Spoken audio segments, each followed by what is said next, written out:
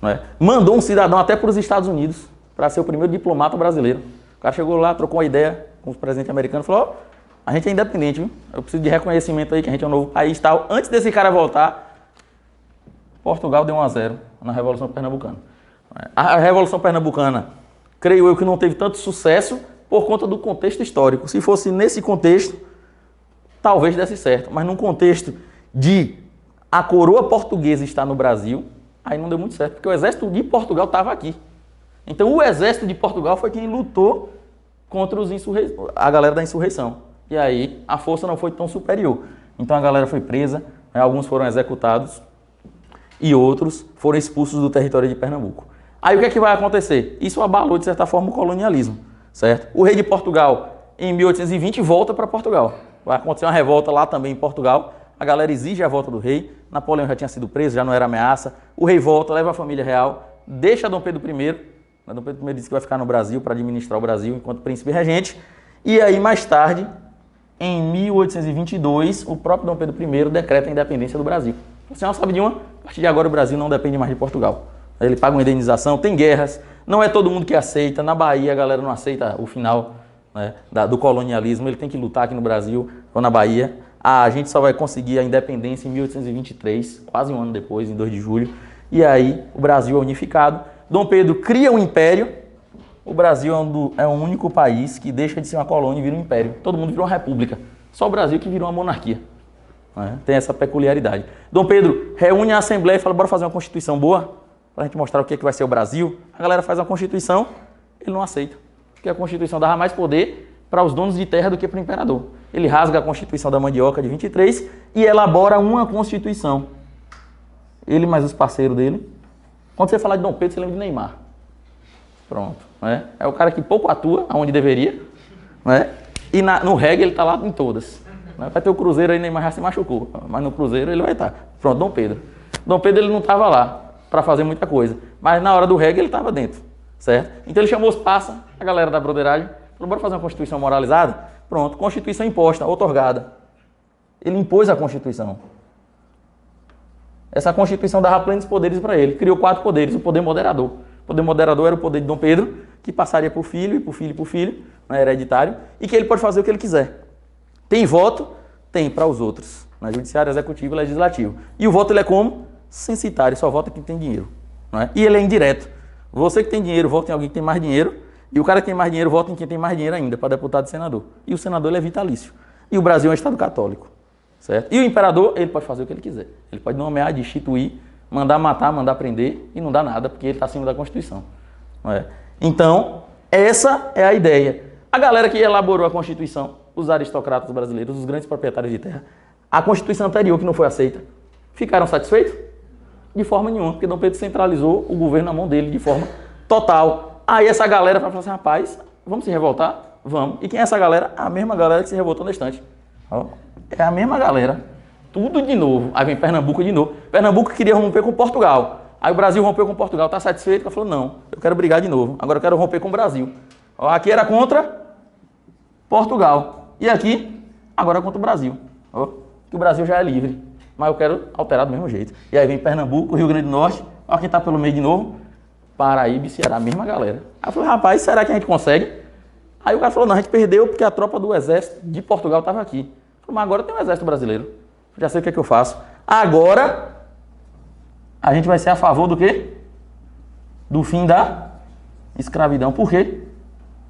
Porque agora o negro vai lutar pela gente. Ó, vai ter mais gente ainda para lutar. Agora eu quero ver se a gente não ganha. Aí, malandragem, chamou a galera.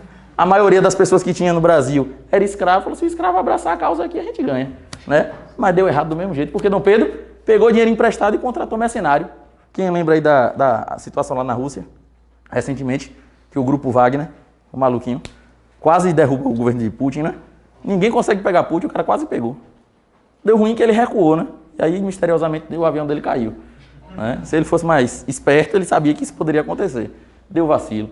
E aí, o que é que Dom Pedro fez? Contratou um grupo parecido do Wagner. Falou: rapaz, eu vou contratar um bonde meio doido aí. Né? Contratou mercenários, os mercenários vieram para o Brasil, lutaram, derrubaram a Confederação do Equador. Sabe quem estava na Confederação do Equador? O mesmo cidadão que estava aqui, um dos líderes, um cidadão chamado Cipriano Barato. Cipriano Barato era médico e deputado. Ele estava aqui ele estava aqui na Bahia. Isso problemático, isso daí.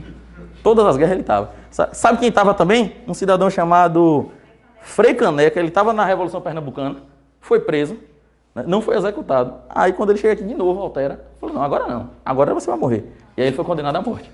Só que como o cara era padre, ninguém quis matar o cara. Era para ser enforcado. Só que alguém tem que chutar, né, o pé da barraca pro cara. Aí o cara falou, rapaz, matar padre dá uma azada desgrama, velho. Eu não vou matar, não. Ele, bora, tu vai? Eu falei, rapaz, e se Deus não gostar disso? Aí Dom Pedro falou assim, já sei, a gente vai matar ele fuzilado. Bota ele na parede, todo mundo pega uma arma e dá um tiro. Ele não vai morrer? Quem matou, aí ninguém sabe, então todo mundo tá perdoado. Né? E aí ele morreu fuzilado. Né? Cada um bota a culpa no outro, eu acho que foi a sua, que tu é bom de tiro, que eu já vi no instante. Ó, passa a bola, certo? E aí, beleza. Isso aqui vai acontecer no primeiro reinado, no governo de Dom Pedro I, certo? Aí Dom Pedro I perde na guerra da Cisplatina, a Cisplatina, o território do sul do Brasil, que Dom João VI anexou, se revolta contra o Brasil e consegue independência, vira Uruguai. Não é? A Guiana Francesa volta a ter sua independência do Brasil, se separa do Brasil. Pernambuco alterou, Dom Pedro falou, rapaz, eu estou desmoralizado, ninguém gosta de mim. Não é? A filha dele herda o trono de Portugal, que ele disse que não queria sair do Brasil, manda a filha para ser rainha de Portugal, o pai dele morreu. Ele abdica de Portugal e dá para a filha perde o trono. Aí ele abandona o Brasil para lutar pelo trono da filha. Recupera lá, deixa Dom Pedro aqui, mas fica sem nada. E aí começa o período regencial. O período regencial, o pau quebrou no Brasil. Cabanagem, balaiada, sabinada, farroupilha, revolta de Malê. O bicho pegou no Brasil. Aí a galera falou, rapaz, dá o destino aí para Dom Pedro II. Dom Pedro II é o herdeiro, passa a bola para ele. Dom Pedro II, quando o pai vai embora, tinha menos de 5 anos. Quando chega na hora dele assumir, ele só tem 14 para 15 anos. A galera falou, rapaz, bota ele com 14 mesmo. O negócio deu ruim aqui no Brasil. Vai ter o golpe da maioridade, ele vai assumir o trono do Brasil, ainda criança. Não é? E aí ele vai conseguir apaziguar os ânimos. Ele vai resolver o problema desses conflitos internos do Brasil, acabar com as revoltas que ainda perduravam do período regencial. Ele vai criar algumas leis para tentar desenvolver, né, e melhorar e criar estratégias para diminuir esses conflitos internos do Brasil. Ele vai tentar desenvolver a economia brasileira, e aí ele vai desenvolver o café, vai desenvolver o algodão no Brasil, e o algodão está intimamente ligado com Pernambuco e Paraíba. Pegaram a aula de Alice? Beleza, deve ter visto falar sobre isso, né? E aí ele vai trazer esse melhoramento para o Brasil como um todo, mas também vai fazer algumas leis que vai satisfazer uma certa galera, certo? Ele vai criar a chamada Lei de Terras em 1844, que vai proibir a doação de terra. Agora, para ter terra tem que ter dinheiro. Né? Isso vai aumentar a desigualdade social, porque o pobre não tem dinheiro, então não vai ter mais terra. Não é? E o rico vai comprar as terras tudo, porque só ele tem dinheiro. Então, o rico ficou mais rico, o pobre acabou ficando mais pobre. Não é? A gente vai ter uma revolta em Pernambuco, que também vai chegar a atingir a Paraíba, que é chamada de Guerra Praieira, a Revolução Praieira, que foi a disputa entre os conservadores e os liberais, versus os liberais.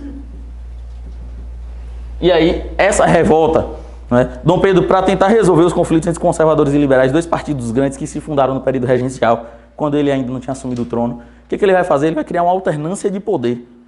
Ele vai, ao invés de vocês brigarem, eu vou fazer o seguinte, de 2 em 2 anos, os ministérios vai ser de cada partido.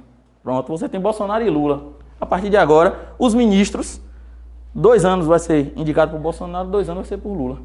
E aí vocês não brigam. Cada um vai ter 2 anos para administrar. Aí ele vai fazer isso, conservadores e liberais. Só que quando a gente vem para o Nordeste, tanto o conservador quanto o liberal, é todo mundo da mesma família. Aí tinha uma família muito forte na Paraíba, em Pernambuco, chamada de Cavalcante. Os conservadores que lideravam o Partido Conservadores eram Cavalcante, beleza. Né? E aí quando ia por liberais, eram os Cavalcante, que eram liberais. Aí os caras, outra galera que era liberal, falou, aí não, pô, tá saindo da mão dos mesmos caras pro mesmo cara. Né? E aí vai ter uma dissidência dos liberais. Os liberais vão se dividir em 2, entre os liberais da família Cavalcante e os liberais chamados de praieiros, que eram contra os Cavalcante. E aí esses praieiros chegam ao poder em 48. Né? Quando eles chegam ao poder, o que é que eles vão fazer? Eles vão expulsar de todos os cargos públicos, todos os conservadores. E ainda tomou as armas de todo mundo. Né? Fez lá a política do desarmamento. Falou, pessoal, devolva suas armas, vamos viver em paz. Quando devolveram as armas, falou, pronto, agora quem manda sou eu, que estou armado. Ó, isso é conhecido, é história, né? É famoso. Né? E aí eles vão fazer isso. Só que tem uma alternância de poder. Quando acabou o mandato dos caras, quem assume? Os conservadores falaram, beleza, né? Agora é minha vez. E aí fez a mesma coisa, ainda um pouquinho pior. Aí os caras falaram, não, aí tá errado. Quando é minha vez, é democracia. Quando é a sua vez, tá errado. Aí é imposição, é mordaça, etc e tal. E aí o pau quebrou, né, em Pernambuco. e se estendeu. O que é que Dom Pedro fez? Interviu, prendeu a galera logo, né? Mas como todo mundo é rico, não vai matar ninguém, né? Anistiou todo mundo depois, né? Mas aí conseguiu resolver isso aqui. A probabilidade de cair a Revolução Praieira é bem pouca, né? Porque ela está mais ligada a Pernambuco do que a Paraíba. Ela só fez uma pincelada na Paraíba. Guerra do Paraguai também acontece no segundo reinado, entre 64 e 70. O Paraguai começa a se desenvolver enquanto nação, começa a se desenvolver, só que o Paraguai não tem saída para o mar. Naquela época não tinha avião para poder escoar suas mercadorias, então o Paraguai passava ou pelo Brasil, ou pela Argentina ou pelo Uruguai. Aí Solano Lopes, o ditador do Paraguai, fez o seguinte: rapaz, eu preciso dominar um território desse para eu conseguir passar minha saída. Porque se eu passar pelo Brasil, eu tenho que pagar o pedágio. Se eu passo pela Argentina, pedágio. Se eu passo pelo Uruguai, pedágio. Então eu não vou pagar nada a ninguém. Aí começa a treta. Vai acontecer a chamada Tríplice Aliança. Tríplice Aliança. O Paraguai estava até mais ou menos, não era tão desgraçado igual a de hoje, não. Mas sozinho contra Argentina, Uruguai e Brasil, aí ficou ruim, né? Juntou 3 contra 1. O Paraguai, coitado, mais de 75% da população masculina foi exterminada na guerra. Só sobrou idoso, menino, e os homens que sobrou foi mutilado. Não é? A galera que se esbagaçou na guerra. Destruíram o Paraguai. Até hoje, você chega lá no Marco das Três Fronteiras, chega lá em Foz do Iguaçu, chega no Paraguai, a galera vendendo meia. Fala, que vexame esse aqui? É muamba. Por quê? Porque não conseguiu se reestruturar desde a Guerra do Paraguai. Certo? A maioria da população foi dizimada. O Paraguai perdeu território para o Uruguai e a Argentina. Teve que pagar indenização aos países vencedores. O Brasil recebeu dinheiro do Paraguai até Vargas assumir a presidência em 1930. Quando Vargas está lá na presidência, chegou um pagamento aqui. Vai ser que é de onde, velho? Do Paraguai. Eu falei, o Paraguai deve? Deve. Ó, tem 60 anos que o Paraguai está pagando. Eu falei, não, deixa isso pra lá. E aí Vargas perdoa a dívida do Paraguai. Mas o Paraguai não teve que pagar indenização ao Brasil. Certo? E a Paraíba, professor? A Paraíba mandou gente. Na verdade, se o Brasil entrou em guerra, vai todo mundo. A participação da Paraíba é o quê? Botou um monte de gente num navio, levou para o Rio de Janeiro, do Rio de Janeiro foi para o Paraguai. E aí o pau quebrou. Certo? Qual a participação da Paraíba na Guerra do Paraguai? Enviou tropas para lutar no Paraguai. Como o Brasil foi bem sucedido, show de bola, né? Então todo mundo aí ficou de parabéns aí na questão da dominação aí contra o Paraguai. E aí a gente vai ter 2 revoltas interessantes, né? A revolta do Ronco das Abelhas e a revolta do Quebra-Quilos. A revolta do Quebra-Quilos acontece em Alagoas também. O que foi a revolta do Ronco das Abelhas? Dom Pedro vai lá e cria 2 decretos. Dom Pedro era bem intelectual, falava mais de 20 idiomas, estudava 19 horas por dia, era um bicho. Era cientista, empreendedor, investia um monte de coisa, não é? Era um concurseiro, né? Só que herdeiro e concurseiro, olha que maluquice. O cara era rico, mas queria fazer concurso, falou que ia ser polícia, negócio de ser imperador, né? E aí ele estudava para ser polícia, que não abriu edital, aí acabou, ficou frustrado, né? E aí Dom Pedro está lá naquela coisa toda, e Dom Pedro falou assim, rapaz, o Brasil é independente, o Brasil é um país, só que eu não sei quantas pessoas tem no Brasil, hein? Eu preciso fazer um censo. E aí ele faz um decreto para fazer um censo. Fala, a partir de agora eu quero saber a população. Então, noção, quantas pessoas tem no Brasil e tal. E até as políticas públicas serem criadas baseadas na quantitativa de pessoas, né? Beleza. Aí ele falou assim, a partir de agora, de nascimento, o segundo decreto, todo mundo que nascer vai ter que fazer um registro, para eu saber. E quando morrer também, né? Para eu saber. Ter essa noção. Senão, eu vou achar que tem um quantitativo e, na verdade, já morreu metade. Então, eu preciso ter essa noção. Aí ele cria isso. Só que, assim, a pobreza no Brasil, né, principalmente a pobreza intelectual, ela vai gerar várias fake news. E aí, beleza, né? Ó, vai ter, a partir de agora vai ter censo, certo? Vai ter censo e vai ter registro. Beleza? Beleza. Aí o pobre falou, rapaz, isso está acontecendo em 1851. O que aconteceu em 1850? 1850. Isso, a Lei Eusébio de Queiroz. Olha que barril de Queiroz. A Lei Eusébio de Queiroz diz o seguinte. A Lei Eusébio de Queiroz diz que está proibido a partir de agora o tráfico negreiro transatlântico. Então está proibido, o Feijó já tinha feito isso em 31, mas era lei baratinada, lei para inglês ver, não funcionou. A lei que funciona é o Eusébio de Queiroz. Então a partir de 50 você não vai ter mais tráfico transatlântico. Vai ter um ou outro, né? Em Pernambuco mesmo tem o tráfico de Sirinhaém, mas aí é fora da legalidade, né? Mas dentro da legalidade está proibido. E aí o pobre falou assim, ó, não tem mais como trazer escravo, beleza? Beleza. O negro vai acabar morrendo. Ninguém é eterno. E quem que vai trabalhar na lavoura? Quem vai substituir essa mão de obra? Aí Dom Pedro vem com essa ideia de censo. Eu quero saber quantas pessoas são, quem é que vai nascer, quem é que está morrendo. Alguém fala assim, rapaz, eu tô achando que ele quer escravizar o pobre. Ele, já que quando acabar a mão de obra negra, quem vai sobrar é quem? É o pobre. Ele falou, oxe, aí não, esse negócio de censo está errado. Eu não vou aceitar não. E aí o pau quebrou por causa disso. Que maluquice. Aí a população se junta, pega foice, martelo, pedaço de pau e sai para lutar contra o governo. Recebeu o nome de Ronco das Abelhas por causa do barulho que a galera fazia batendo as armas na mão. Tipo o movimento sem terra batendo enxada. Aí falou, eita, bicho, o bicho pegou, aí tá vindo como é que é o nome? Uma colmeia, né? Um enxame. Ó, Ronco das Abelhas, só por causa disso. Olha que maluquice. Isso aqui o Brasil tem umas revoltas que não faz muito sentido, né? A galera tava com receio de que Dom Pedro iria escravizar o pobre. Aí falou, rapaz, aí não. Eu não vou aceitar um negócio desse. Então o Brasil tem essas revoltas. Então o motivo da revolta foi por conta do censo e do registro de nascimento, certo? A gente tem a revolta do quebra-quilos. O que é que Dom Pedro vai fazer? Ele vai modernizar o Brasil, então ele vai utilizar o censo de medida, né, que é usado na Europa. Né? Aqui no Brasil, a galera que compra amendoim, umbu, no centro da cidade, né? Fala assim, quanto é uma lata? Uma lata 10 conto. Uma lata. Mas que medida é essa, uma lata? Antigamente, você tinha uma lata de óleo, né? Que hoje agora é um frasco, mas antigamente você tinha uma lata de óleo. E aí o cara chega lá, bota um dedo assim, né? Já, meia lata já foi, né? Para dar o limite, rouba o cara. Aí o que é que acontece? Quando você muda o censo métrico, agora não, agora é grama, quilo, né? A distância é em metros, quilômetros. Né? Fala assim, rapaz, ô Marcão, Marcão, eu quero comprar a tua fazenda ali na Matinha. Tu não tem um sítio na Matinha? Qual é o tamanho? Eu falei, rapaz, é um tiro de cavalo. Tiro de cavalo. Se seu cavalo for pangaré, é daqui até aqui. Se for manga larga, já aguenta um pouquinho mais, né? Fala, que medida doida é essa? Eu preciso de uma medida exata. É por isso que eu tenho que mudar o negócio de medida. Ah, quanto é isso aqui? Aqui a medida era uma braça. Uma braça de quem? Mas se for uma braça de um menino que tem um bracinho de dinossauro, é nada. Se for de um cara gigante, eu falo, rapaz, não tem como, né? Ah, são 20 passos. De quem? Não é? 20 passos. Vem cá. Encosta aqui comigo. É uma légua, Encosta aqui na parede. Pronto, ó. Aí vai dizer, são 10 passos, 5 passos, dá 5 passos aí. Rapaz, olha que passo miserável. Ó, 1, 2, 3, 4, 5. Eu nem exagerei igual ela. Ela escalou. Ó a diferença. Então não tem uma medida exata. Né? Então as coisas eram irregulares. Ele falou, não, é preciso de um sistema métrico certo, sério. E aí ele vai importar o sistema métrico europeu, que é o que a gente usa hoje. Aí a galera achou ruim. Por quê? Primeiro, que para você medir, você precisa de instrumento. E quem é que vai vender o instrumento? O governo.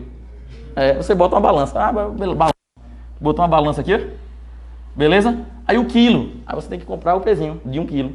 E quem vai vender é o governo. Então as coisas começam a ficar caras.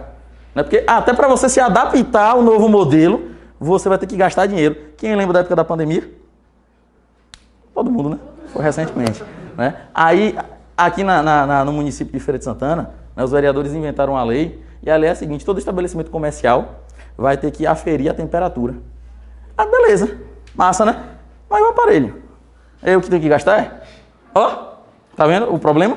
Então você cria uma coisa e quem vai ter que bancar a determinação legal é você mesmo. Então as coisas acabam ficando mais caras. Né? E aí esse é o motivo da revolta. Então quando chegou o material para ser vendido, a população quebrou o material tudo. Falou, não vou aceitar isso não. Tem que ser do jeito que a gente sempre foi. Né? Não sei quanto, é um tiro, é um palmo. Né? Quanto é 2 palmos? 2 palmos depende de quem. Olha o tamanho da mão de cada um. Pega a França ali e manda ele botar 2 palmos. E aí tu pega alguém baixinho e fala, bota 2 palmos aí. Não vai dar um dele. Né? Então isso é bem aleatório. Isso é a revolta do quebra-quilos, que vai acontecer no segundo reinado, entre 72 e 74. Mas no final das contas, acabou que ficou estabelecido. Né? A revolta da população não é necessariamente, consegue mudar alguma coisa. Isso mostra a insatisfação. Tem até uma história interessante sobre o quebra-quilos que cobrava imposto de chão, né? E aí os caras, para não pagar o imposto de chão, prendiam a mercadoria na cabeça. Aí o cobrador ia e oferecia um cigarro. Botar no chão cobrava. Claro. O Brasil é desenrolado. Não tem como. Você inventa um jeito de dar 1-0 e aí o governo lhe inventa um jeito de empatar o jogo. Não é? E aí, beleza. A República ela vai surgir, principalmente por conta das leis abolicionistas. E aí você tem a Lei Eusébio de Queiroz, depois a Lei do Ventre Livre, que nasce a partir de 71, está livre, a Lei Sexagenária, a Lei Áurea em 88. A escravidão acaba no Brasil, por determinação do imperador brasileiro. No caso, quem assina a Lei Áurea é a Princesa Isabel, porque Dom Pedro não está no Brasil, mas acaba. A mão de obra passa a ser imigrante, não foi do pobre que virou escravo, como a galera tinha medo. Trouxeram-se os imigrantes europeus para trabalhar nas lavouras de café brasileira. No sistema de parcerias você vai ter essa substituição. E aí a aristocracia se coloca contra Dom Pedro, porque Dom Pedro quebrou a mão de obra escrava. A Igreja Católica rompe com Dom Pedro, porque Dom Pedro era maçom e a Igreja rompe com a maçonaria. Os militares que se organizaram na Guerra do Paraguai, que queriam participação política, rompem com Dom Pedro. Então Dom Pedro fica sem bases para manter a sua monarquia. Dom Pedro também já estava coroa, 64 anos, se eu não me engano. E aí o Marechal Deodoro da Fonseca, com o exército, toma o governo, depõe Dom Pedro II com a família real, é expulso do Brasil, e aí o Brasil se torna uma república. Quando o Brasil se torna uma república, a gente tem a República da Espada, que é o governo dos dois marechais, e a República Oligárquica, que é a república chamada do café com leite. República da Espada, Marechal Floriano Peixoto, Marechal Deodoro da Fonseca. São os dois primeiros governos, que vai de 1889 a 1894, certo? Os primeiros 5 anos de governo. Depois começa a República Oligárquica, que é a alternância de poder entre São Paulo e Minas, principalmente. São Paulo detinha o poder econômico através da produção de café e Minas a maior base eleitoral do Brasil na época, chamado maior curral eleitoral. A quantidade de votos que se tinha no Brasil, a maioria estava em Minas. E aí a República Oligárquica é o poder da aristocracia rural, os grandes latifundiários, e fica nessa alternância de poder entre São Paulo e Minas. A ideia é que os presidentes sejam de São Paulo ou de Minas. Uma vez São Paulo, uma vez Minas, uma vez São Paulo, e aí eles vão se ajudando para permanecer no poder. O segundo presidente civil do Brasil, o primeiro é Prudente Moraes, dentro dessa oligarquia, Campos Salles, vai desenvolver a chamada política dos governadores. Ele vai manter a política do café com leite, que é São Paulo e Minas, certo? E vai interligar a política federal com a política local. Ele vai se ancorar no poder dos coronéis. Toda cidade, todo estado, toda província tem uma família tradicional que detém o poder ideológico, rural e armado, certo? Então, grandes famílias tradicionais que se fizeram, e a maioria delas descendente do processo lá de capitania hereditária de Sesmaria, as famílias que desde sempre tiveram privilégios, elas detêm o poder. Quando você chega em cidades pequenas, sempre tem aquela pessoa que tem a fazenda e que detém todo o poder econômico daquela região. Nas cidades pequenas a gente vê muito isso. Então o cara manda, isso é a remanescência do coronelismo. E aí essas famílias, elas detêm o voto da galera. Quando muda para a República Velha, muda a Constituição. Essa Constituição, que dizia que só podia votar quem tem dinheiro, ela cai. A gente vai ter uma Constituição em 1891, que é uma Constituição que diz o seguinte: todo mundo pode votar, desde que seja maior de 21 anos, são homens, e que não seja analfabeto.